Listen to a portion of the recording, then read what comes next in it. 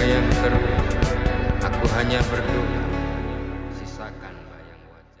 Dan kurator, beliau juga telah menerima hibah dari institusi nasional dan internasional. Langsung saja, Bu Mita, disilakan. Selamat siang teman-teman semuanya, selamat datang ke panel kedua di hari ini berjudul Desain Vernakular dan Pengetahuan Lokal. Nama saya Mita dan saya adalah moderator untuk panel ini. Yang perlu saya garis bawahi adalah panel satu-satunya khusus mengenai desain. Jadi saya harap ada daya tarik dan komunikasi. Saya akan mengundang dulu pemateri kita hari ini. Ada dua pemateri, satu masih on the way, tapi izinkan saya untuk memperkenalkan pemateri yang sudah ada di sini, yaitu Ibu Raden Roro Hendarti. Silakan Bu.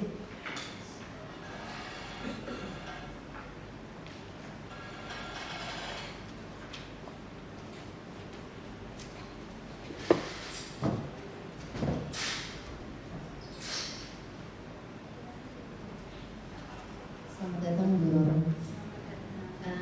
Ibu Raden Roro Hendarti, biasa dipanggil Roro. Beliau lahir di Purbalingga 6 Oktober 1973. Di tahun 2007 beliau mulai merintis perpustakaan desa bernama Pelita di tempat tinggalnya Desa Mentang, Kecamatan Kemangkon, Kabupaten Purbalingga, Jawa Tengah.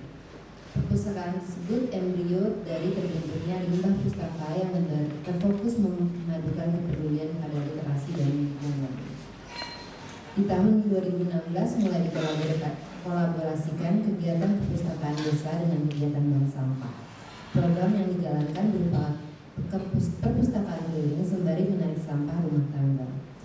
Beliau kemudian menyosialisasikan kepedulian literasi dan lingkungan kepada masyarakat. Sasaran mereka mulai dari posyandu balita dan mendatangi rumah ke rumah di seluruh wilayah Desa Mentang. Staf Dinas Perpustakaan dan Arsip Daerah Kabupaten Purbalingga, Sirojudin, ternyata memberi perhatian pada aktivitas mereka. Dari beliau, nama limbah pustaka muncul. Sejak saat itu pula, Perpusdes Pelita berganti nama dengan limbah pustaka. Mari kami berikan tepuk tangan yang beliau untuk Ibu Roro. Selamat datang juga untuk materi kedua, yaitu Bapak David Utama Setiadi. Silakan Pak.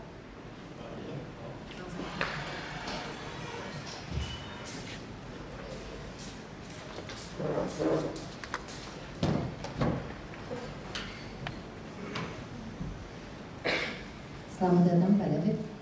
Pak David Utama Setiadi, seorang sejarawan arsitektur dan pendidik di Indonesia.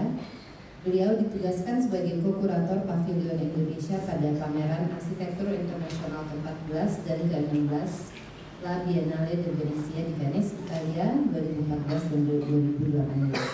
Dari 2018 sampai 2020, beliau juga terdaftar sebagai Affiliated Research Fellow di KITLV di Leiden, Belanda. Saat ini, Pak David mengelola Nenun Beruang, sebuah platform pendidikan terbuka untuk arsitektur dan desain di Indonesia. Mari kami berikan perkenalan yang meriah untuk Pak David.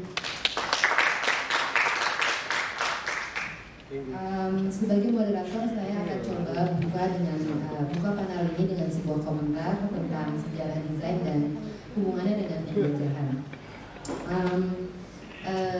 Sejarah desain setidaknya dalam artian terlahirnya kemampuan untuk reproduksi secara massal dalam proses industrialisasi, itu sebenarnya seperti kita ketahui tidak mungkin terjadi tanpa adanya mobilitas dan perdagangan global dan tentunya penjajahan.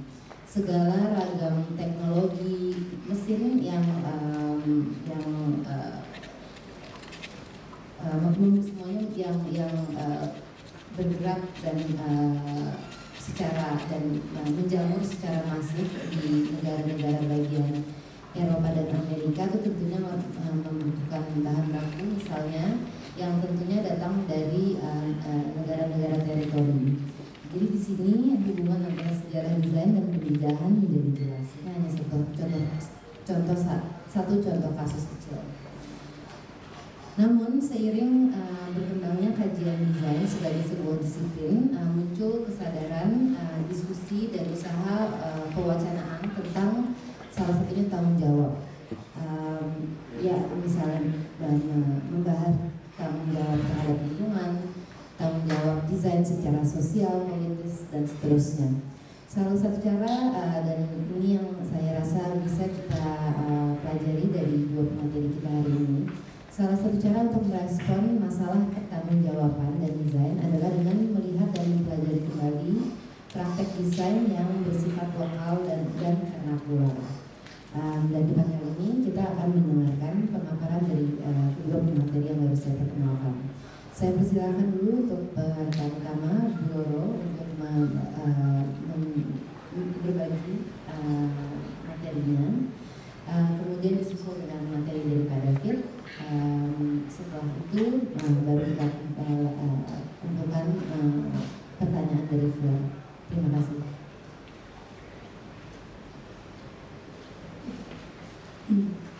Ya, Mika, terima kasih waktu yang diberikan kepada saya. Assalamualaikum warahmatullahi wabarakatuh. Salam sejahtera untuk kita semua. Alhamdulillah, suatu anugerah yang luar biasa. Pada kesempatan siang hari ini saya bisa berada di Yogyakarta untuk menjadi pemateri pada siang hari ini yang sempat juga Mbak Mika sebetulnya membuat saya bingung. Apa sih hubungannya perpustakaan dengan sampah dengan desain? Ternyata memang ada salah satu sisi yang disoroti di sini tentang kegiatan kami sehari-hari di Purbalingga. Nama saya, nama lengkap Raden Roro Hidayati, biasa dipanggil Roro. Saya dari Desa Montang, Kecamatan Kemangkon, Kabupaten Purbalingga.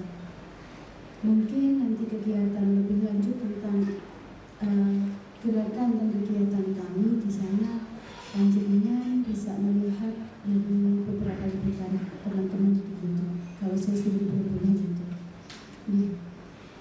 Kami biasa beraktivitas salah satunya menggunakan roda 3. Roda 3 ini untuk menarik sampah sebetulnya. Dilanjut ya materinya. Sebetulnya kami mendirikan perpustakaan di tahun 2007 dan bank sampah di tahun 2013 karena terjadi krisis pemustaka dan belum banyaknya masyarakat yang menjadi anggota. Jadinya saya gabungkan di tahun 2016 menjadi Limbah Pustaka, mengkolaborasikan kegiatan bank sampah, penarikan sampah dengan perpustakaan. Jadi lanjut ini dilanjut lagi. Ide ini muncul yang saya tadi sampaikan. Kemudian saya melihat apa yang ada di rumah saya, di lokasi saya yang bisa untuk bergerak. Salah satunya motor roda 3 di tahun 2015 yang kami terima dari Dinas Lingkungan Hidup Kabupaten Purbalingga. Kebetulan sekali sudah dimodifikasi, tidak seperti awal, tetapi sudah diberi dilas kanan kiri, diperbesar dan lebih tinggi lagi untuk membuat ruang lebih banyak kita bisa menarik sampah. Lanjut. Ini motor roda 3-nya, di mana di bagian depan saya beli rak, kanan kiri juga saya beli rak. Lanjut mas. Untuk bagian depan semuanya kanan kiri dan bagian depan raknya kami buat bisa dibongkar pasang karena disesuaikan dengan situasi kondisi.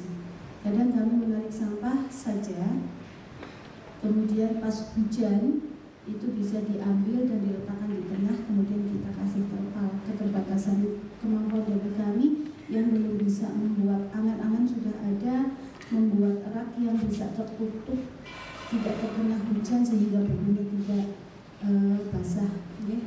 Ini bisa kami bongkar di bagian depan, kemudian kami kasih celah di tengah supaya kepala bodinya itu tidak terbentur. Nah, ini yang bagian depan. Kemudian di bagian depan ini kita sediakan buku-buku untuk masyarakat umum dewasa ke atas, yang umum tapi kalau yang kanan kiri di bagian bawah biasanya untuk anak-anak. Lanjut.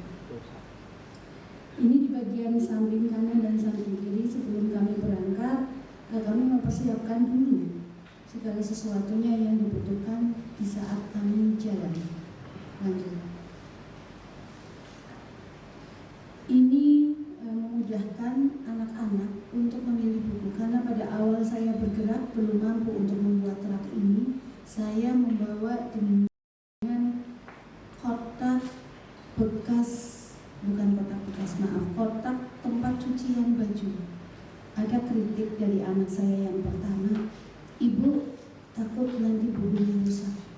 Karena dia akan cara orang Purbalingga ngapaknya itu diobrak-abrik, diadu, okay? Nanti bukunya kan otomatis akan cepat rusak. Jadi saya berpikir bagaimana caranya saya bisa membuat tempat yang mungkin lebih baik untuk menata buku sedemikian rupa sehingga anak-anak bisa memilih dengan mudah. Melihat casing bukunya juga tertarik. Ada tawaran atau ada masukan dari teman supaya dibuat dari akrilik, tetapi itu mahal, saya tidak mampu membeli. Jadi saya menggunakan bahan lokal yang ada di daerah saya dengan kayu juga yang kualitasnya mungkin kurang baik. Dari kayu albasia saja yang mungkin terjangkau oleh kami, dengan dana 500.000 kami buat untuk sisi depan, kanan dan kiri. Membuat bahan dengan seadanya, saya hanya menuangkan ide kepada tukang kayu, tolong mas buatkan seperti ini, seperti ini, seperti ini. Kemudian untuk meletakkannya dicantelakan mawon. Dicantelakan mawon. Kita minta tolong teman yang di depan tukang las untuk membuat cantelan supaya rak ini bisa nyantel di sana. Kelemahannya jelas ada di mana ketika karena kurang, salah bahasa Banyumasnya lagi, kurang temetrak, kurang pada posisinya diletakkan. Ketika kita melewati polisi tidur, itu kotak yang di depan lepas, jatuh, kena kepala saya. Untung saya pakai helm, lumayan ya. Jadinya saya kalau naik itu agak hati-hati. Itu yang pertama. Yang kedua, ketika jalannya miring, saya agak berat sebelah kiri. Akhirnya saya banting setir ke kiri, nabrak pohon mahoni. Di sela-sela itu korbannya raknya kena. Akhirnya karena dari kayunya ke bawah, raknya jatuh. Itu beberapa kecelakaan yang pernah saya alami, sehingga saat ini apabila saya melewati jalan besar atau jalan yang ramai, saya tidak diperkenankan oleh suami. Hanya saya jalannya di jalan kampung saja, yang mungkin motornya masih pelan. Kalau di jalan besar, mobilnya yang di belakang saya yang ribut, temen orang maju gitu ya. Itu. Ini lanjut mas. Nah, ini juga sebagai ajang refreshing bagi anak-anak. Kalau ada yang mau naik ya mau ngambil buku di depan sambil naik silahkan, biar mereka juga bahagia. Lanjut mas. Di samping itu, nah ini sisi tengahnya ini biasa kami meletakkan sampahnya di sana. Sampah kami fokus untuk sampah anorganik yang sudah terpilah dari rumah. Jadi ketika ada yang menanyakan, saya tidak habis pikir limbah pustaka itu apa. Yang bawa buku kok sama sampah? Apa sampahnya itu tidak kotor? Memang perlu penjelasan agak lumayan nanti. Ini sampahnya memang sampah anorganik yang sudah terpilah dan sudah diwadahi, ya, sehingga bukunya tidak cepat rusak atau kotor oleh sampah itu. Saya ingin sekali membuat rak ini lebih aman bagi buku dan bagi pengendara serta bagi penggunanya. Mohon doanya semoga kedepannya saya bisa mewujudkan impian saya. Amin. Sehingga kalau hujan seperti saat ini saya masih tetap bisa jalan. Kalau ngelapak di Gor Guntur Daryono Purbalingga tidak harus cepat-cepat angkut buku dan ditutup dengan terpal, tapi saya tetap bisa jalan aman dengan membawa buku tanpa takut buku basah. Tapi kalau saya diberi mobil, wah kayaknya kurang pas dengan limbah pustaka nih, karena ya uniknya mungkin kalau yang naik cowok atau suami saya nggak terlalu viral, tapi karena yang naik emak-emak itu loh itu yang mungkin menjadi viral. Dilanjut. Nah ini awalnya desain dari motor yang saya terima dari Dinas Lingkungan Hidup seperti yang sisi kanan itu memang sudah diberi pembatas, sudah ditambahkan aslinya hanya di bagian hijau bawah saja. Kalau bantuan yang sekarang tidak pakai yang atas, ini ya keberuntungan bagi saya, atau mungkin ini jalan yang diberikan Allah kepada saya agar saya bisa terus berinovasi dan berkembang di sini. Tapi yang jelas di KI ini akhirnya saya keprimet carane, bahasa Bandung masuk untuk ini. Keprimet carane saya itu bisa jalan dengan ini. Ya, alhamdulillah 1 tahun setelah limbah pustaka ini jalan, yang tadinya anggota bank sampah itu hanya 70 orang, 70 rumah selama 2-3 tahun saya menjalankan. 1 tahun setelah ada limbah pustaka sudah naik menjadi 250. Kemudian saat ini yang luar biasa setelah saya menjalankan ini semua, alhamdulillah tempat kami menjadi tujuan wisata edukasi, terutama saat ini adalah kurikulum merdekanya. Banyak mahasiswa yang membuat skripsi di tempat saya dengan berbagai materi atau dengan berbagai latar belakang ilmu pendidikan. Mungkin salah satunya dari mahasiswa desain interiornya bisa juga desain interior. Desain ini juga bisa nantinya ke sana membuat skripsi di sana. Alhamdulillah dari sisi manajemen, dari sisi pemberdayaan, dari sisi kebijakan itu teman-teman, saya sudah bisa membantu teman-teman mahasiswa, dan alhamdulillah sudah banyak koleksi skripsi di rumah. Murah meriah, dan alhamdulillah beberapa kali saya juga mendapat donasi bantuan. Kemarin terakhir rak buku, saya pengen punya rak buku mungil kecil tapi isinya banyak, karena lama-lama pendopo rumah saya penuh. Alhamdulillah 6.000 buku saat ini kami punya tanpa kami harus membeli, karena kalau membeli jujur kami tidak mampu. Lanjut. Kelebihan yang tadi saya sampaikan jelas ini bahannya murah, mudah didapat, kemudian desainnya memang sangat sederhana sesuai dengan kemampuan kami memang latar belakang kami bukan desainer. Kemudian meringankan kerja kami dan memuat lebih banyak buku. Beberapa teman ada yang minta contoh, Mbak tolong difotokan bentuk raknya, ya, karena kayaknya itu bisa muat banyak sekali buku. Banyak memang lumayan, tapi nggak ngangkat lumayan ambrol, harus gotongan. Nah kelemahannya itu keamanan kurang. Kadang sering buku yang kami bawa karena memang bagian belakang belum kami beri papan, ya, untuk nutup. Jadi kadang ada yang terselip di situ, kita jalan jatuh. Mbak, alhamdulillah ada yang nolong kami, Mbak itu bukunya jatuh. Akhirnya diambilkan, dibawa dan diberikan kepada saya. Kemudian itu tadi mudah jatuh juga, saya beberapa kali kejatuhan dan kehujanan. Kayaknya bisa loh di sini nanti muncul ide bagaimana rak itu bisa ditutup. Sudah ada ide di sini, kembali lagi ke modal saya yang berikutnya. Lanjut. Ya, ini kondisi perpustakaan di rumah kami, di pendopo kami. Ini bagian depan. Semoga saya juga ada jalan untuk merubah gazebo depan yang tadinya menjadi tempat sampah, tempat untuk menampung sampah, sekarang sudah pindah di gedung yang diberikan oleh Dinas Lingkungan Hidup dan Kehutanan Provinsi Jawa Tengah. Nah ini pendopo rumah saya, di mana di sisi paling atas itu di pagernya itu juga saya beri rak. Karena ruangnya sudah penuh, akhirnya temboknya saya beri papan supaya bisa letak buku di sana. Idenya juga saat itu. monggo ini tolong dibuatkan rak seperti ini. Ya karena saya perempuan, saya minta tolong yang memang di bidang pertukangan itu.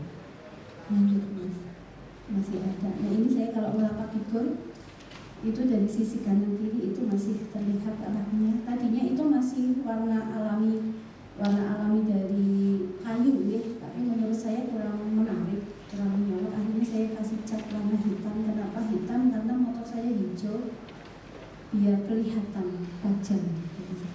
Nah kalau yang depan saya juga mendapat motor Versa perpustakaan untuk perpustakaan keliling, di mana sebetulnya raknya itu yang kotak biru di tengah, tetapi saya sering jatuh kalau bawa itu. Akhirnya saya ganti dengan terpal saja seperti tukang saya untuk bawa buku, supaya lebih efisien dan efektif. Karena kurang pasnya itu kotaknya terlalu besar, kurang efisien kalau ditaruh di motor, jadinya saya ganti yang lebih ringkas saja, mudah natanya juga. Lanjut, masih ada gambarkah? Apa sudah selesai? Oke. Ya, itu paparan dari kami sekilas tentang motor roda 3 kami yang kami oles secara sederhana tetapi membawa manfaat yang luar biasa. Awalnya hanya untuk memudahkan langkah kami bergerak dengan kondisi keadaan kami yang seadanya. Limbah pustaka itu murni kami biayai swadaya dari dana pribadi kami. Jadi ide gagasan banyak sekali di kepala saya, tetapi actionnya itu saya butuh step by step, bertahap, tidak langsung. Kadang banyak bantuan datang kepada kami yang mewujudkan impian kami menjadi kenyataan. Begitu Mbak Mita, mohon maaf bila ada kekurangan, nanti bisa dilanjut. Akhir kata, wassalamualaikum warahmatullahi wabarakatuh.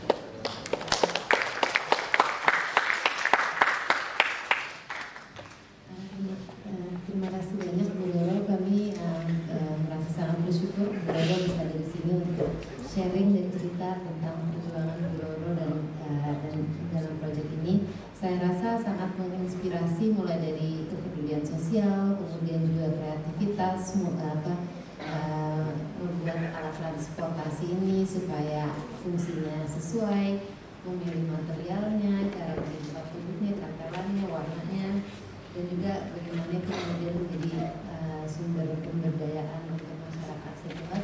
Saya rasa itu patut dihargai oleh kita semua, dan tentunya kami doakan agar bisa terus bergerak dan terus berkembang. Amin. Oke, mari kita lanjut ke pembicara kedua, yaitu Pak David Hutama. Silakan Pak. Terima kasih atas prestasi yang sangat menginspirasi Bu Loro. Iya, ini saya mau dulu sih sebenarnya, kayaknya soal slide saya ada dulu. Jadi sebaiknya saya yang klik sini bisa nggak? Nggak ada ya, nggak bisa pindah ke situ. Saya pindah situ aja Pak, bisa nggak? Daripada bingung gitu.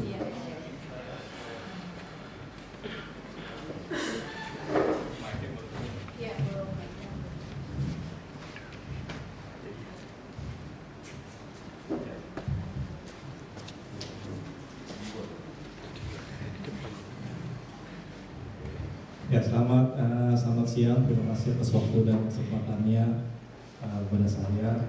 Sekali lagi, saya sangat senang melihat prestasi Bu, menikmati sekali. Luar biasa ya Bu usahanya Bu ya, dari hal-hal yang sederhana bisa jadi sesuatu yang bermanfaat bagi orang banyak. Prestasi kali ini saya sebetulnya kebetulan aja gitu, kayaknya mungkin bisa berhubungan dengan apa yang diprestasikan oleh Bu Loro, walaupun mungkin tidak langsung, tapi bersentuhan.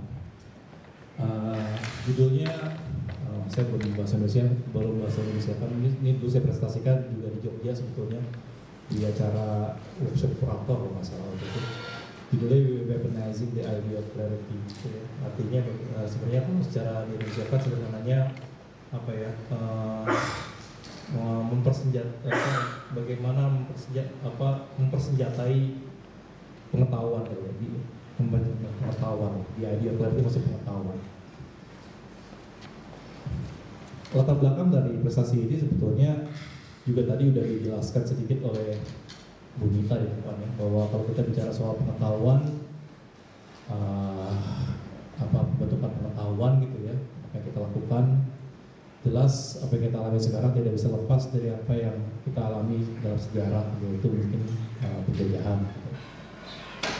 Jadi kalau di sini saya ada satu kutipan yang saya ambil dari buku The Image gitu ya, judul Knowledge in Life karya Ken Pauling. Intinya dia menyatakan bahwa konstruksi pengetahuan adalah operasi yang sebenarnya itu salah ketik saya. Operasinya tidak bebas nilai, ya. Dia tidak bebas nilai. Jadi konstruksi pengetahuan adalah operasi berbasis pada ideologi tertentu.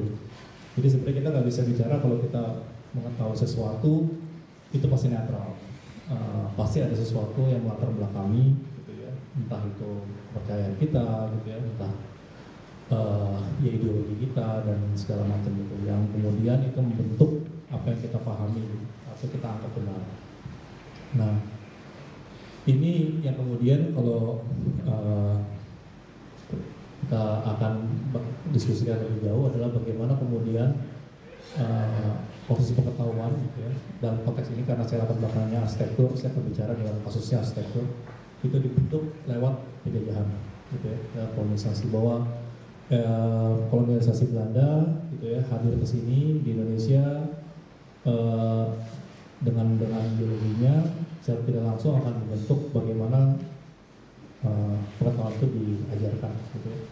Ya jujur ya saya mungkin kita semua adalah ya terbentuk oleh itu ya, secara langsung nanti kita lihat. Nah,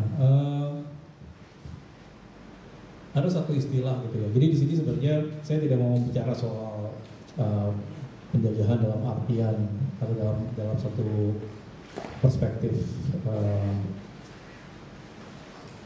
postkolonial sebetulnya. Tapi sebenarnya saya mau masuk dalam kacamata kapitalisme. Jadi bagaimana sebenarnya penjajahan itu sebetulnya dalam artian Belanda atau datang ke Indonesia itu sebetulnya mereka kan berdagang ya, awalnya selalu berdagang dan sebenarnya sampai akhirnya pun maksudnya tidak jauh dari berdagang itu. Nah, dalam perjalanan mereka berdagang itu atau menjalankan operasi program-program mereka ada hal-hal yang perlu dilakukan gitu. Salah satunya adalah melakukan sebuah standarisasi. Karena tanpa standarisasi tidak mungkin terjadi proses percepatan atau proses efisiensi dalam industrialisasi daerah koloni. Itu prinsip pertamanya. Nah, ini ada buku judulnya, ini sebenarnya kutipan tapi dalam satu buku judulnya Seeing Like a State karya James Scott. Ya. Dia bilang bahwa orang-orang ini yang menjalankan proses kolonialisasi penjajahan ini di Indonesia, konteksnya dalam bentuk orang Belanda, mereka itu disebut masyarakat high modernism. Maksudnya apa? Bahwa mereka itu percaya bahwa hanya melalui suatu proses pemahaman yang absolut, positivistik gitu ya, bisa terukur gitu ya, itu baru terjadi kemajuan. Jadi mereka percaya pada rasionalisasi gitu, bahwa rasionalisasi itu adalah kunci kemajuan. Dan ini yang kemudian dilakukan di sebetulnya ini saya lompat dulu ya. Ini yang kemudian dilakukan oleh bangsa Belanda khususnya setelah 1877 setelah ada namanya Agrarian Law ya, atau undang-undang gula. Ya. Jadi pada saat itu kemudian mulai privatisasi ya. Jadi setelah kultur stel gagal, tanah pasar gagal, ya karena gagal itu sebenarnya karena banyak banyak demonstrasi di Belanda juga ya. Jadi sebenarnya konteks yang mesti kita pahami adalah kalau kita bicara soal penjajahan sebenarnya kalau kita bicara bangsa Belanda pun sebenarnya cukup rumit ya, karena apa yang bangsa Belanda yang di Belanda sama yang di Hindia Belanda itu bukan dua bangsa yang berbeda sebetulnya, sama sekali nggak sama. Yang di sana itu mungkin bahkan hampir bisa dibilang lebih dari 60% orang Belanda yang tinggal di Belanda nggak pernah ke Hindia Belanda, dan mereka mungkin nggak pernah tahu Hindia Belanda. Memang mereka menikmati hasilnya dari perdagangan dan hasil penjajahan, tetapi sebetulnya mereka bisa dibilang buta gitu. Nah, jadi pada saat itu setelah gagal, lalu muncul Green Law 1870, itu dirubah gitu, ekonomi. Cara bagaimana penjajahan dijalankan. Karena belum ada kolonisasi ya, karena jadi 1800 VOC bangkrut, mulai resmi jadi koloni, tapi dari 1800 sampai 1900 bisa dibilang nggak ada apa-apa. 1870 ada Green Law, berubah gitu ya ekonominya. Paling nggak pada saat itu kemudian menjadi kapitalisasi. Jadi Indonesia dibuka, siapa saja selain bangsa Belanda boleh masuk berinvestasi di Indonesia. Jadi tanahnya Indonesia itu kalau lihat peta lama itu dibagi-bagi, itu udah kayak kapling-kapling di properti aja gitu. Ini harganya berapa, ini harganya berapa, ini harganya berapa. Gitu. Semua orang boleh masuk, lalu mereka boleh buka industri gitu ya. Makanya kemudian banyak perkebunan teh, kopi dan segala macam. Nah, oleh karena itu juga balik ke sini akhirnya bahwa orang-orang yang masuk ke situ gitu kan, itu orang-orang yang pedagang yang berhitung gitu ya. Akhirnya mereka sadar bahwa kita misalnya pertama yang mendorong semua pergerakan industri adalah industri gula. Industri gula itu banyak perlu mesin ya, dari cara mereka mengeringkan, menggerus gulanya dan segala macam itu perlu mesin. Dan mesin-mesin ini perlu ada yang ngurus ya, perlu ada yang ngurus, perlu ada yang memperbaiki, ada yang maintenance, ada yang mengoperasikan. Akhirnya perlu yang namanya teknisi. Itu satu. Belum masalah bagaimana kemudian misalnya supaya mereka mengerti sistem administrasi dan sebagainya. Akhirnya semua bicara soal sistem. Nah, yang masyarakat Belanda yang masuk gitu ya, atau bukan cuma Belanda, Eropa selama 1870 ini, yang kita sebut Jerzy Scott adalah mereka tergolong di high modern society, bilang semua ini perlu distandarisasi. Nggak bisa gitu secara tradisional, mesti dirubah. Nah, cara mengubah yang paling mudah adalah dengan apa yang disebut dengan miniaturisasi atau miniaturization gitu ya. Artinya apa? Menyederhanakan apa yang kelihatan, paling tidak supaya mereka ngerti. Bahasa gampangnya gitu. Jadi mungkin waktu mereka datang ke sini ke Hindia Belanda waktu itu ya, mereka nggak kaget ya.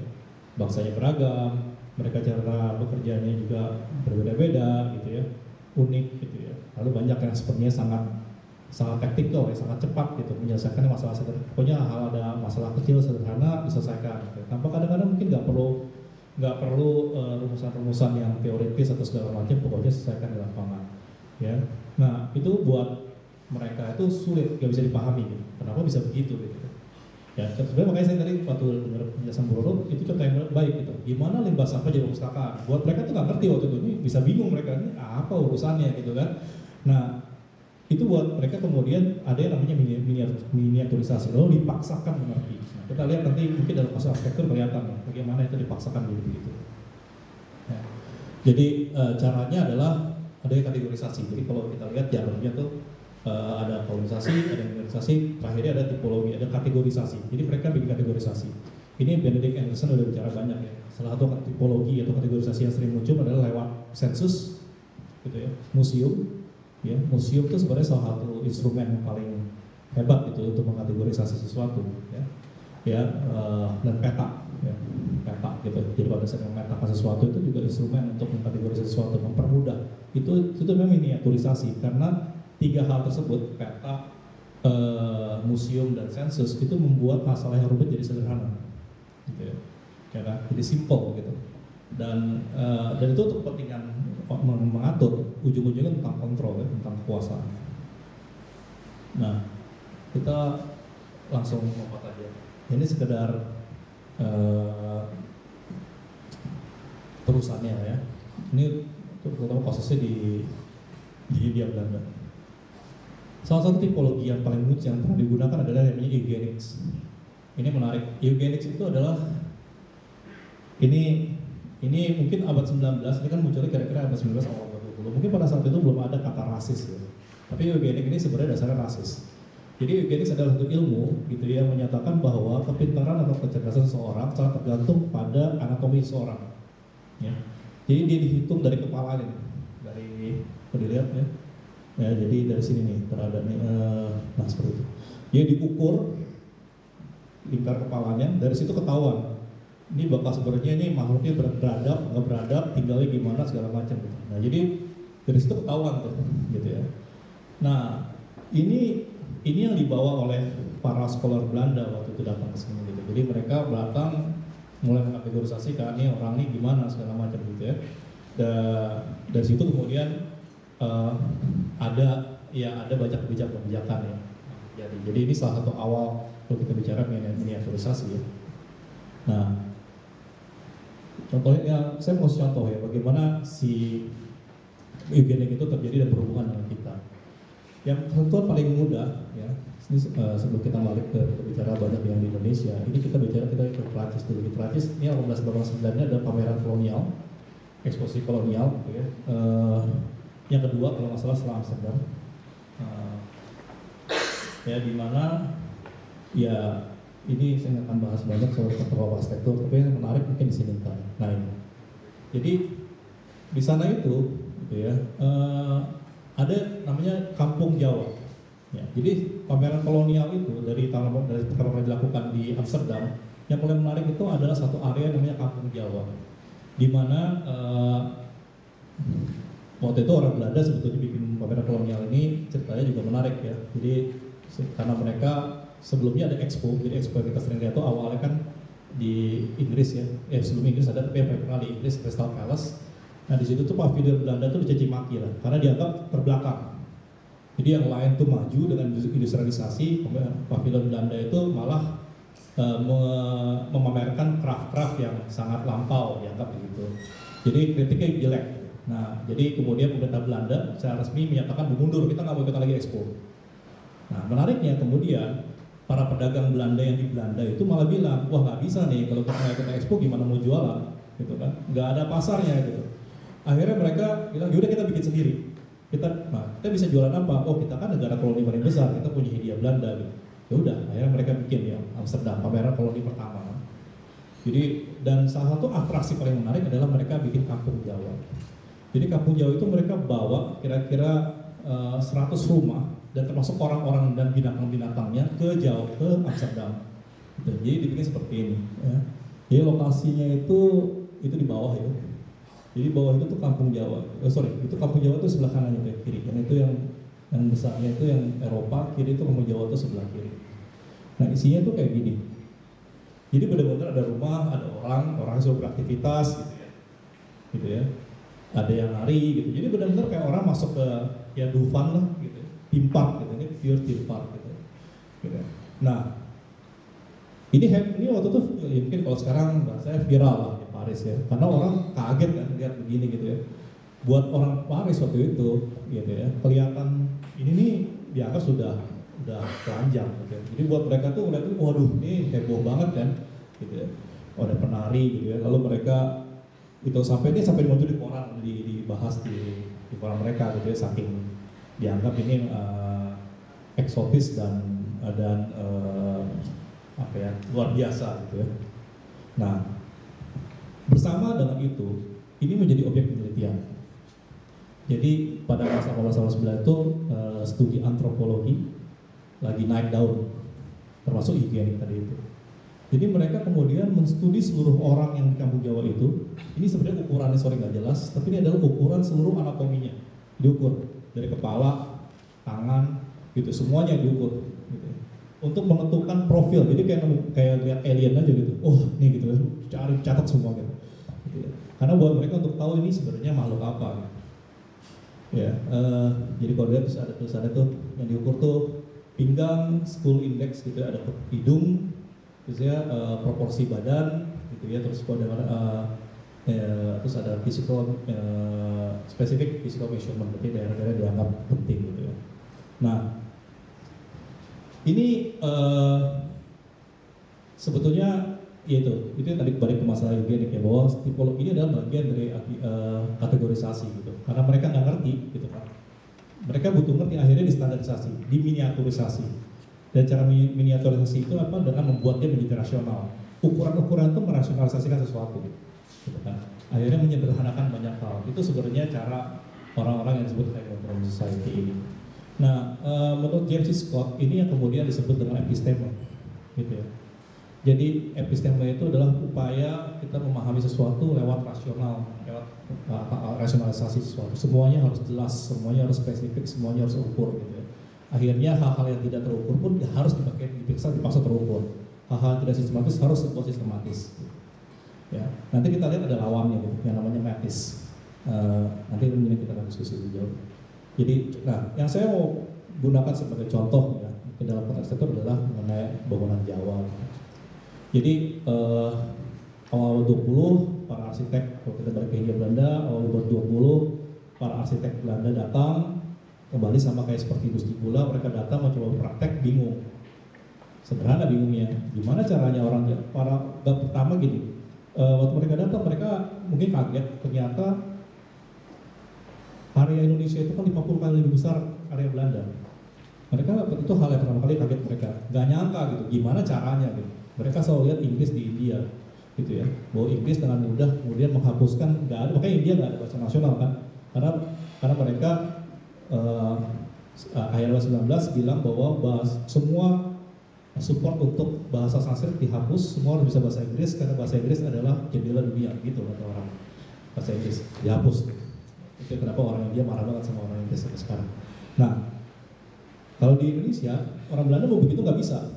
Karena bilang gimana caranya nih, ini 50 kali lipat daripada Belanda. Kalau mereka mau buka sekolah gitu ya, seluruh Indonesia nggak mampu. Kenapa nggak mampu? Geografinya beda. Orang yang Belanda kesini udah kaget gitu ya, karena di Belanda secara relatif tanahnya tuh flat ya, nggak ada naik turun gitu. Di sini ngelihat semua gunung gitu ya, lembah segala macam. Jadi bisa dibilang tech engineering Belanda itu sangat maju justru karena mereka bereksperimen di Hindia Belanda. Jadi pada saat itu para insinyur mereka yang terkenal itu karena mereka pengalaman kerja di Belanda balik, itu dianggap itu langsung mahal. Karena di Belanda nggak ada tantangannya cuma air, gitu ya supaya nggak tenggelam. Tapi di sini banyak banget tantangannya. Nah, arsitek juga sama, pas datang mereka mulai bingung gimana caranya mereka bisa baca gambar, gimana cara membangun, gimana cara sistem membangun supaya standarnya di Belanda itu bisa dibawa ke sini. Nggak bisa semuanya kan, ya kan? Nah, padahal yang mereka hadapi seperti ini. Orang Belanda waktu itu, orang Jawa secara tradisional membangun dengan cara ini nggak jelas, tapi ini namanya petungan, yang dari buku petungan pasaran lah ya. Ya sebenarnya kan kalau di orang Jawa kan tidak membeda-bedakan antara membangun, menghitung segala macam, ya sama aja sebetulnya. Hitungannya sama, pasarannya sama, tujuannya sama gitu ya. Lalu bangunannya ya seperti disesuaikan saja gitu. Tidak pernah ada pemisahan antara apa yang keseharian dan apa yang besar gitu ya. Jadi misalnya kalau secara ini bisa di zoom ya? Bisa di zoom nggak? Betul banget. Nah, percaya. Ada PDF ya? Oh sayang banget. Ya, tapi gini deh, saya menjelaskan. Jadi secara simpel ini juga sebenarnya miniaturisasi saya sih sebetulnya untuk mempermudah gitu. Bahwa kalau dalam membangun ya, kalau kita bicara membangun, masyarakat Jawa kan tidak memisahkan membangun tuh bahwa ada struktur, ada apa gitu kan, seperti kalau kita belajar sekarang ya, kayak saya latar belakangnya arsitektur, kita belajar struktur, bentuk, ya, program, gitu, pisah-pisah. Sana kan enggak, ya pokoknya yang tinggal diukur badannya, kemudian ukuran itu ada pasarannya, lalu ketemu nih, cuma 3 ketemunya, besar rumahnya, tingginya, kolomnya berapa, kemudian banyaknya usuk atap, cuma itu aja. Nggak pernah ngomongin soal indahnya gimana, ukirannya kayak apa, bentuknya kayak apa, nggak pernah gitu. Ya, jadi yang kita lihat ya kalau misalnya,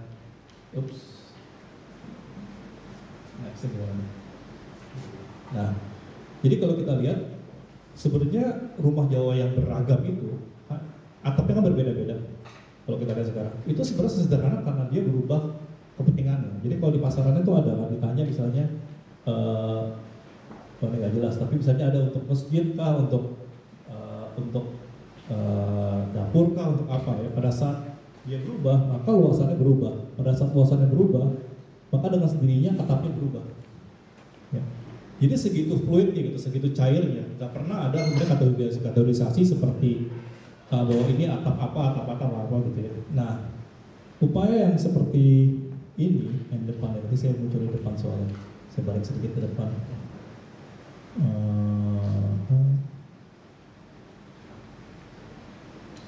Gambar yang ini. Nah, ini sebenarnya dari dia arsitek Belanda namanya Mark Lenpon yang mencoba memahami pasaran tadi itu. Dia bingung gitu. Ya udah, dia keliling Jawa, dia ketemu cuma sekian banyak 10 tipe atap, udah selesai. Disederhanakan aja dia. Pokoknya ada 10 jenis bangunan Jawa. 1, 2, 3, 4, 5, 6, 7, 8, 9, 10. Ya, karena dia nggak bisa ngerti gitu, kenapa bisa jadi. Itu kan kalau buat. Jadi kalau kamu tahu, kalau ada pernah baca, ada satu tulisan dari Pichot tentang judulnya Japanese Definition Numbers ya. Dimana ya Pichot mukanya dengan menarik, buka tulisan dengan bilang bahwa buat kami orang Belanda tidak masuk akal perhitungan itu, nggak bisa dipahami dan nggak bisa dijelaskan, dia bilang. Jadi tapi dia bilang bahwa tapi mungkin ada hal-hal lain yang memang belum bisa dijelaskan bagi kami gitu. Lalu dia mencoba menjelaskan itu, mencoba mengulas itu ya. Ya akhirnya kesimpulannya Pichot cuma bilang bahwa ini jangan-jangan ada pengetahuan lain yang tersimpan dalam pasaran yang sebenarnya adalah akumulasi pengetahuan dari sebuah kebudayaan. Jadi sekian lama mengalami itu, kemudian disimpulkan itu bahwa ada hubungan satu hal dengan hal lain yang sangat berhubungan, tapi sudah disimpulkan gitu ya. Tapi mungkin tidak dijelaskan. Ya langsung disimpulkan aja dengan angka. Nah, tapi kan hal tersebut tidak bisa dipahami dengan mudah bagi orang Belanda yang sangat rasional. Akhirnya terjadi hal yang tadi ya sangat cair tadi itu menjadi sangat rigid, bahwa hanya 10 kategorisasi. Gitu. Oke.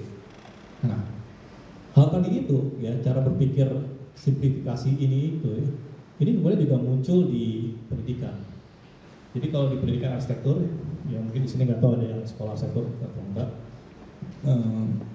Ya, ada 2 orang yang sangat sering disebut lah kalau kita bicara arsitek Belanda di Indonesia. Yang pertama Schumacher, yang kedua Mark Lenpon. Yang pertama itu yang kiri itu guru besar di ITB. Yang guru besar 2 arsitektur di ITB. Yang kedua ini arsitek yang sebenarnya selalu dianggap arsitek yang sangat pro tradisional. Ya, sebenarnya enggak juga seperti itu. Ya, jadi Schumacher gitu. Dia menerbitkan buku ini 1924 untuk mungkin saya kasih latar belakang. Schumacher ini guru besar di ITB gitu, dan dia itu sangat pro rasionalisasi tadi itu. Jelas-jelas dia tuh selalu dengan tegas bilang bahwa sudah pasti misalnya pengetahuan yang ada di tradisional Jawa sehari dilakukan orang Jawa itu nggak maju. Dia udah bilang dari awal itu pasti nggak maju. Gitu. Pengetahuan kita yang berbasis rasionalisasi itu dari Belanda pasti lebih baik. Itu sikapnya dari awal. Nah, jadi buku ini terbit sebenarnya untuk membantah bukunya Bos. Jadi Bos itu kepala arkeologi Belanda waktu itu yang memang dasarnya memang Bos ini setelah dia meneliti candi ya dia menyimpulkan bahwa memang bangsa Jawa sudah punya kemampuan membangun candi itu yang luar biasa. Gitu. Ya, jadi teknik kemampuan membangun itu sudah ada dari dulu bangsa Jawa. Jadi tidak ada campur tangan bangsa lain. Nah, Schumacher di buku ini membantah, dia bilang nggak mungkin, pasti ada campur tangan orang lain. Malah kalau Schumacher bilang pasti ada orang India yang bantuin. Gitu ya. Nah, ini buku ini cuma ada, jadi Bosnya ada 5 poin. Buku ini ada 5 bab, di mana tiap bab itu membantah tiap poinnya Bos. Isinya gitu lah. Nah, ini poinnya si Schumacher. Jadi yang pertama, ini poinnya Bos. Ya, kalau Bos bilang kan nggak pernah ada tuh koloni India di Indonesia, nggak pernah ada gitu ya. Terus nggak pernah ada sebenarnya. Jadi sebenarnya struktur candi di India tuh nggak pernah ada yang sama dengan Indonesia. Sebenarnya beda, itu budaya berbeda, gitu kan. Sebetulnya kalau kita lihat candi dan sebagainya itu atau kemiripan style anatominya itu sebenarnya bisa belajar lewat silpa sastra, ya. Dimana silpa sastra itu bisa aja dibawa oleh pendatang India waktu dia di Jawa, gitu ya. Ya sebelum datang Hindu pun orang-orang Jawa sudah membangun, jadi sudah ada, gitu, ya. Nah terus terakhir kan dibilang kenapa sekarang, kenapa makin kesini orang Jawa tidak bisa membangun lagi candi-candi yang sebelumnya ada. Nah, Ya sebenarnya menurut si bos, ya itu kan umum ya, di seluruh dunia semua peradaban tinggi pun akhirnya hancur. Nggak ada yang istimewa dengan kemunduran itu gitu. Itu sudah terjadi dimanapun, tidak khusus untuk bangsa Jawa saja. Jadi buat dia itu fenomena umum. Nah menurut Schumacher gitu ya, beberapa hal yang dilakukan oleh si bos tadi itu tidak masuk akal karena menurut dia, pertama gitu ya, yang dia lihat tuh sekarang gitu, bahwa candi di Jawa itu kan dia kan jauh lebih tua gitu, di India. Jadi jangan-jangan di India mengalami banyak perubahan sehingga beda sama yang di Jawa gitu. Makanya bilang cek dulu dong awalnya gimana. Tapi yang paling menarik dari argumentasi dia yang sebenarnya menjadi tolak argumentasi Schumacher adalah ini. Ini balik ke eugenics. Menurut dia orang Jawa itu menurut dia itu dekat banget sama monyet. Gitu. Jadi kalau dicek secara profilnya, dia bilang nggak mungkin gitu, nggak bisa anatominya gitu. Makanya orang-orang pinter itu gitu, pasti dia pernah paling nggak perkawinan silang sama orang India. Itu yang akhirnya dia bisa baca Silpa Sastra. Karena Silpa Sastra itu sulit dibaca oleh orang biasa yang kemampuan kecerdasannya rendah. Di Schumacher ya. Jadi ini terus terang saya nggak tahu kenapa teks ini jarang di bahasa Indonesia, kan mungkin karena ada unsur rasis ya. Jadi ini maka jarang teks ini di buku Schumacher ini dibahas. Nah, jadi ada upaya gitu, upaya menganggap bahwa ketidakmampuan ini karena dia tidak mampu, karena dia memang dasar tidak bisa ke sana, maka memang hal-hal yang dilakukan itu tidak bisa ditiru, tidak bisa dilakukan gitu ya. Dan itu akhirnya makanya pada saat dia, ya ini pidato guru besar di ITB ini. Dia bilang bahwa akhirnya memang ujung-ujungnya kita nggak bisa lagi berpangku pada hal-hal yang sifatnya tidak bisa dijelaskan. Semuanya harus sistematis, harus rasional, harus bicara the technology, understanding about teknologi gitu ya. Terus kita bicara soal lagi building type, tipologi, kategorisasi gitu. Construction, jadi semua itu tentang akhirnya masalah-masalah yang sifatnya spesifik dan pasti. Nah, hal yang sama kalau kita bicara, kenapa? Waktunya 5 menit. Oke. Ya, saya akan skip ya, cepat aja lah soal yang Mackenpon ya. Dia sama gitu ya sebenarnya seperti Schumacher, tapi dia bedanya dia memang suka bangunan Jawa, tapi dia tidak malas belajarnya gitu. Dia malas memahami budayaan. Akhirnya dengan mudah dia cuma ambil bagian strukturnya aja. Pokoknya bangunan Jawa itu strukturnya begini, gitu ya. Lalu dia dan struktur Jawa yang dipelajari ini bahkan dipatenkan gitu. Orang Jawanya nggak pernah pakai bangunan Jawa, dia dipatenkan. Paten dia untuk dari bangunan Jawa itu ada 3 di Amerika, gitu ya, termasuk bangunan atap dan segala macam. Nah, yang saya mau jelaskan bahwa kemudian ini yang sebetulnya hal yang akhirnya upaya miniaturisasi yang dilakukan di pendidikan arsitektur terutama ya, atau motor arsitektur, bahwa ada upaya untuk menyederhanakan banyak hal lewat kategorisasi, lewat suatu sistematisasi pengetahuan itu yang sebetulnya malah keluar gitu, dari hal-hal yang terjadi sehari-hari ya. Jadi kalau di sini saya simpulkan kalau yang kiri sebenarnya dua sama aja, yang kiri dia cuma mengejek, satu mengapropriat gitu ya. Nah, ini yang mungkin saya ada satu pendidiknya sebenarnya hal yang kita belum membahas adalah mengenai apa tadi pengetahuan dari bangsa, kalau kita bicara pengetahuan yang dalam episteme itu apa gitu. Nah, jadi hal-hal yang disimplify oleh episteme itu adalah apa yang disebut matis gitu. Jadi menurut James Scott gitu, kenapa hal tersebut terjadi? Kenapa akhirnya banyak rejection atau apropriasi? Karena bangsa yang disebut high modernism tadi itu tidak bisa memahami matis. Matis itu adalah pengetahuan keseharian. Jadi yang tadi Mbak Roro kerjakan itu matis. Gitu. Nggak ada pengetahuan khusus, tidak ada teori khusus, hanya terjadi begitu aja karena justru mungkin Mbak Roro paham sekali situasi dan kondisi yang terjadi setempat itu. Gitu ya. Makanya dia bilang dia nggak bisa disimplify. Mungkin kalau Bu Roro suruh bikin buku teori juga bingung gitu, nggak ngerti gitu, orang pokoknya ya begitu aja gitu ya, nggak bisa disimplify gitu karena memang environmentnya menuntut seperti itu gitu ya. Dan matis itu pengetahuan yang terjadi karena keseharian dan sangat holistik ya. Jadi kadang metis itu makanya kalau paling gampangnya kan metis itu biasa diajarkan lewat nyantrik atau magang, gitu ya. Bahwa dia harus ikut aja gitu, ikut aja ke masternya atau yang dinyantrikan, gitu ya. Bahwa pada saat dia mengikuti itu ada hal-hal yang mungkin tidak bisa dijelaskan, tapi dia tiba-tiba paham aja, gitu. Nah, oleh karena makanya dia itu dibilang yang nomor 3, metis itu ada di antara genius, nggak ada formulanya, gitu ya. Tapi hanya bisa dilakukan lewat terus-menerus dilakukan. Hanya terus dilakukan. Dari situ terus-menerus lakukan, dia mati, lama-lama dia muncul sendiri, gitu kan. Dan yang nomor 4 paling penting, dia selalu lokal. Dia nggak bisa pindah ke tempat lain, tidak bisa digeneralisasi. Nah, ini yang kemudian kenapa kalau akhirnya kalau kita bahas ya, kenapa banyak kan kemudian diskusinya bahwa kenapa akhirnya pendidikan ini kemudian menjadi sangat terlalu kuantitatif lah ya. Semua diukur lewat angka, lewat marking dan segala macam. Ya karena sebenarnya awalnya kalau dari kita ini ya sifat ujung-ujungnya soal kapitalisme, soal standarisasi, bahwa semuanya harus terukur.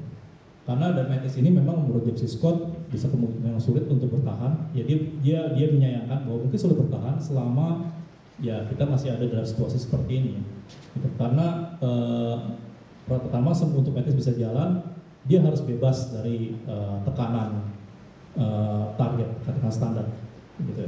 Saya rasa misalnya kayak guru jadi beda, misalnya di target bahwa Bu, pokoknya tiap sebulan mesti 10. Wah mungkin jadi stres gitu kan. Berbeda. Ini terjadi sangat organik gitu padahal ya. Seperti itu. Mungkin gitu aja lah, ini anggap aja sebagai awal diskusi, semoga kita bisa diskusi lebih lanjut. Terima kasih.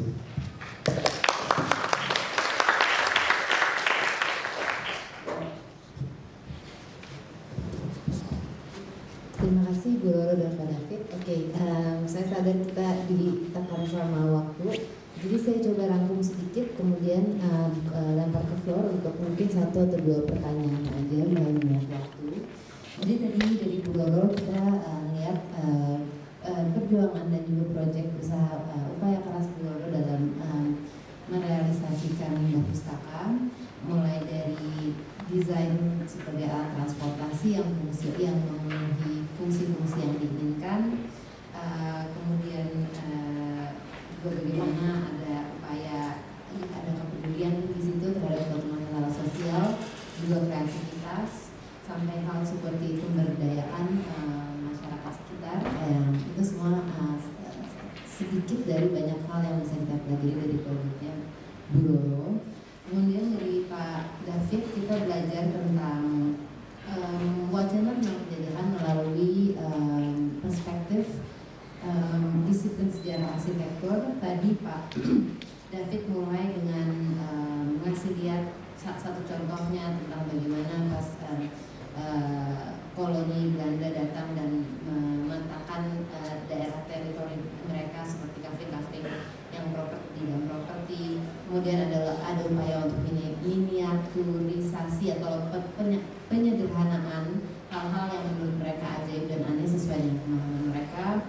Kemudian upaya untuk memahami bangunan Jawa dan sempat juga masuk diskusinya ke ITB dan warisan bangunan pendidikan arsitektur di ITB, dan berakhir di konsep metis.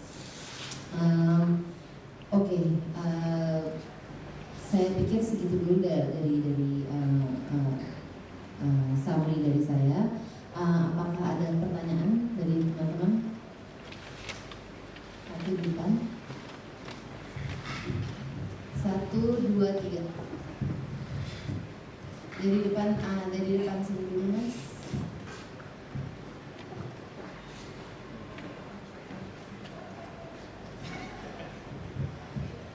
Ya, pertanyaan saya untuk Pak David, saya Ken Pak. Saya ingin menanyakan yang tadi Bapak katakan itu, apakah itu termasuk sebuah kajian dalam konstruk javanologi ketika itu Pak? Jadi saya kebetulan pernah bikin dokumenter tentang javanologi. Betapa Belanda itu memerlukan satu konstruksi pengetahuan yang sebenarnya tutus gitu, nggak berdasar pada realita kultural, tapi dia bikin sendiri untuk dikabarkan kepada si Belandanya gitu ya. Nah, apakah yang tadi Bapak paparkan itu memang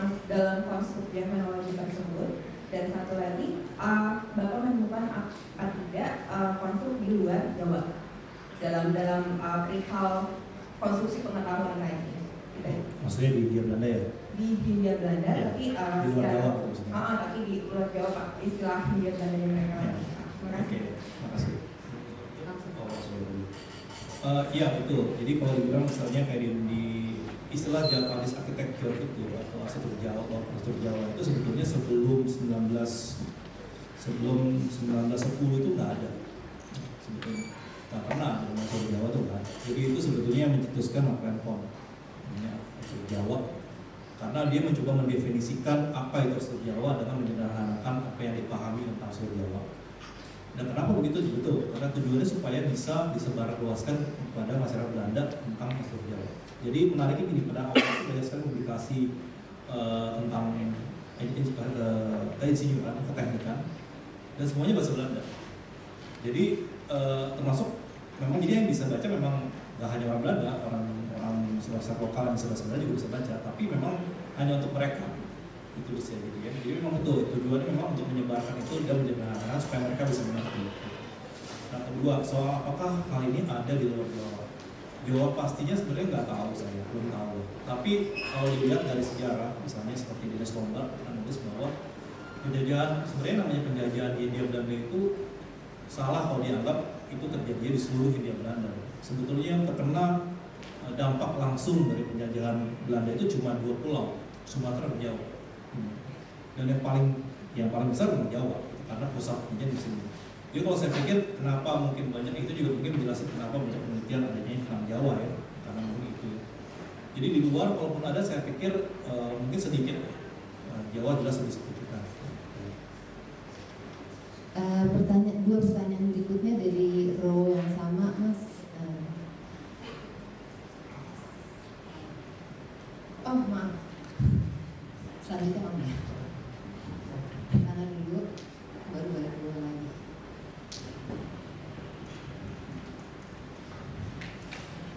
Perkenalkan, nama saya Vila. Saya mau tanya untuk Pak David juga.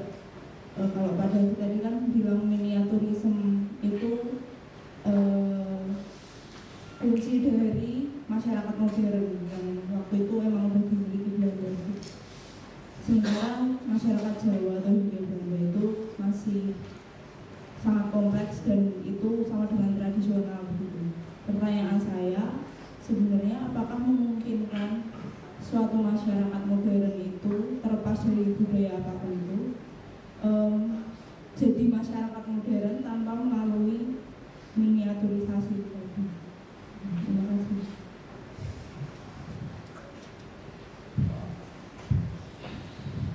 Sebetulnya kan kalau kita bicara masyarakat modern itu kan suatu definisi ya, gitu ya. Ya definisi yang artinya dia ya kalau penjelasannya sebetulnya sih ini modernis sebenarnya topik yang sangat rumit juga ya, karena kalau kita bicara modern ini definisinya sederhana kan bahwa dia itu artinya moderne itu artinya cuma baru gitu ya. Dia tuh yang lawan dari lama, kalau kata dasarnya cuma itu doang sebetulnya gitu ya. Tapi kemudian apakah kemudian dibahas barunya ini apa, pertanyaannya itu yang menjadi rumit kan, barunya ini apa gitu. Nah kalau misalnya saya lupa ada satu sejarawan Australia, dia di bukunya tuh mengenai modern Indonesian history 1900-1945 di Clef. Nah di situ dia mendefinisikan begini, bahwa modern itu adalah pada saat banyak bukti tertulis ada, itu modern gitu. Nah jadi kalau tadi tanya apakah kemudian bisa menjadi modern tanpa miniaturisasi, ya bisa saja tergantung definisi modern ya sebenarnya kan, gitu ya, bisa saja gitu. Tapi dalam konteks ini, gitu, kita pakai dalam konteks paling dalam konteks prestasi saya, mau kita pakai kata modern dalam definisi bahwa dia modern pada saat dia bisa menjelaskan dengan rasional, dengan akal sehat, itu definisinya gitu. Makanya tadi ada istilah high modernism, orang-orang yang percaya atau merayakan akal sehat lebih dari segalanya. Pokoknya semua bisa dijelaskan. Nah pada saat seperti itu buat dia hal-hal yang tidak terjelaskan ya jelas dia tidak modern, gitu ya. Jadi kembali ke masalah definisi modernnya aja sih.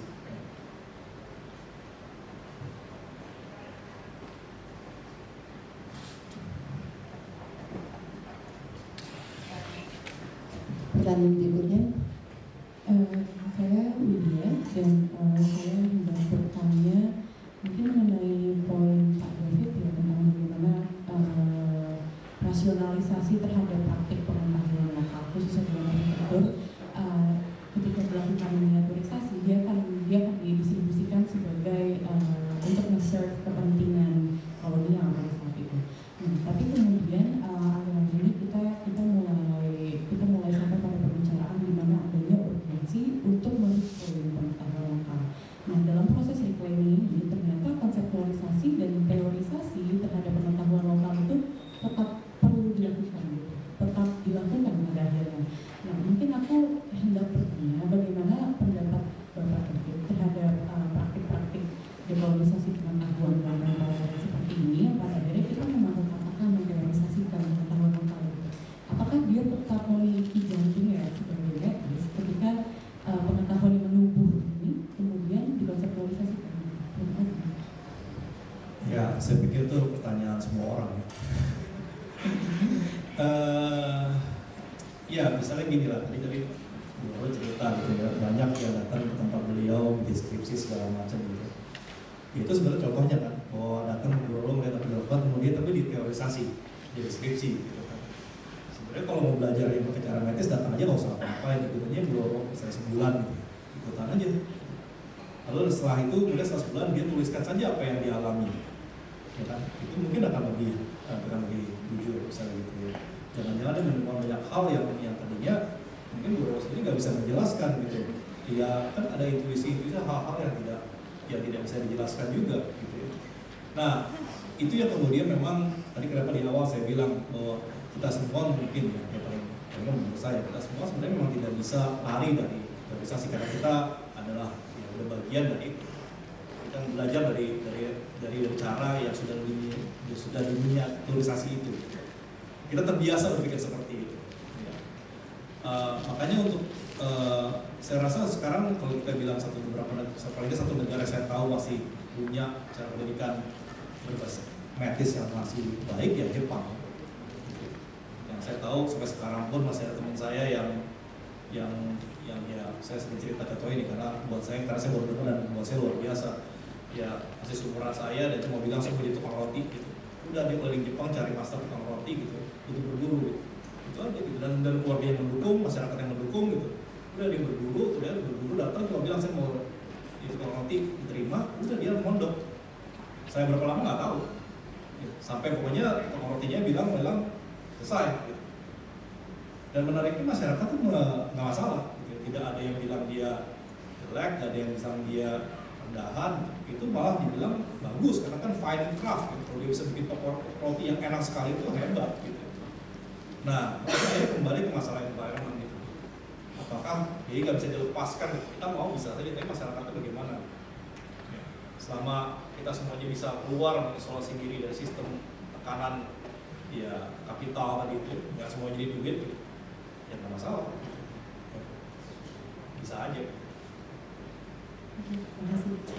Oke, sebelum saya tutup panel ini, saya akan semena-mena mengambil hak saya sebagai moderator untuk kasih satu pertanyaan terakhir ke Bu Doro.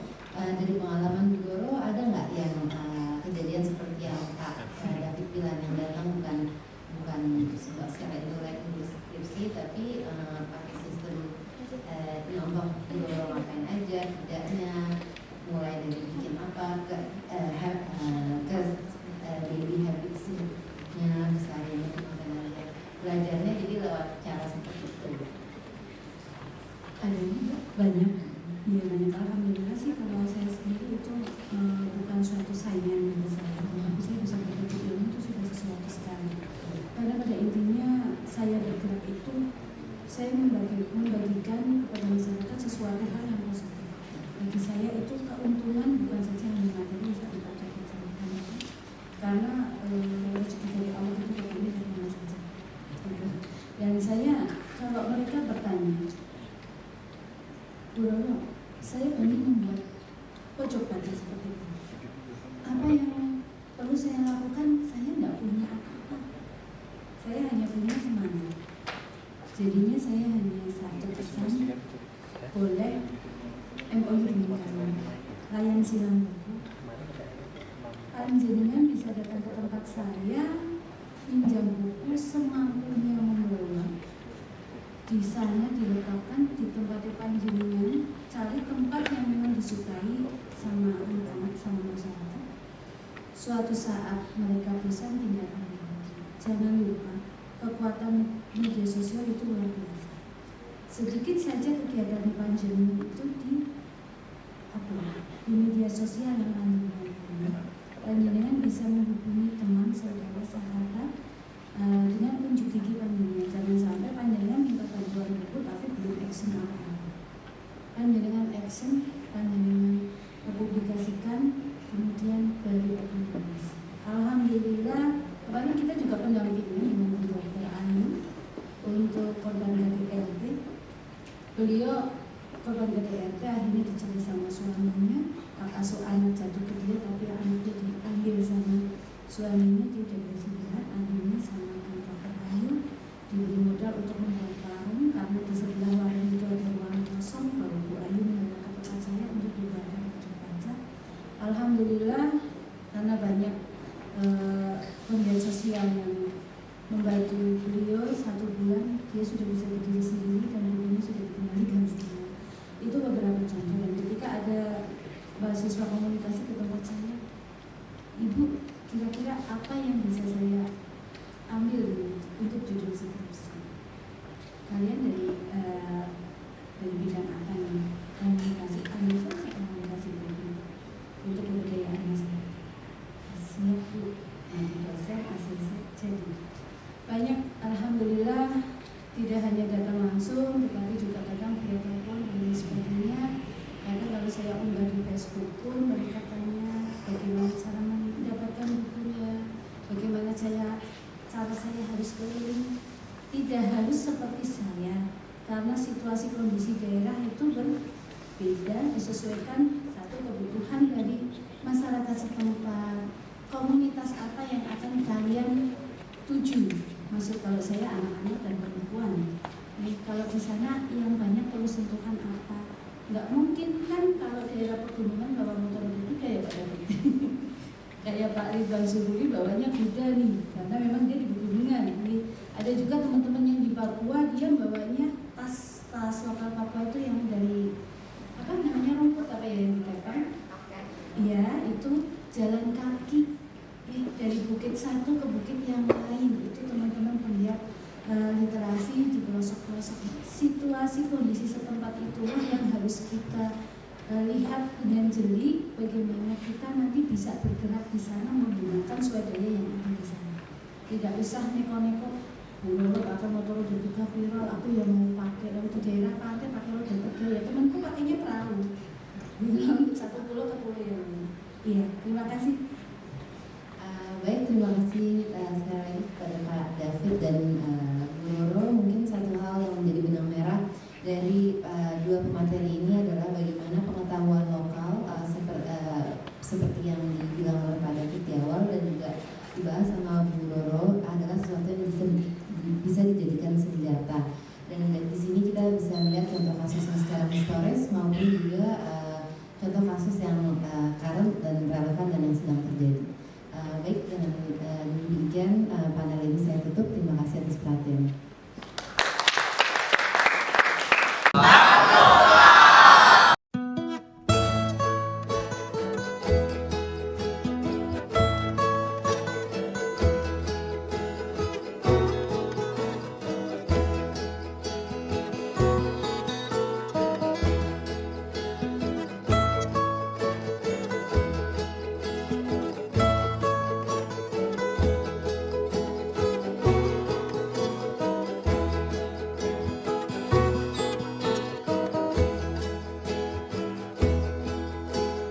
Lagunan sendu dan syair yang menawan mengalun di sana, menyayat hatiku.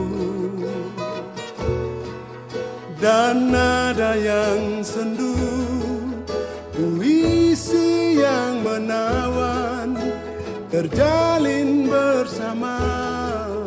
Oh, nyanyian sunyi mana yang pernah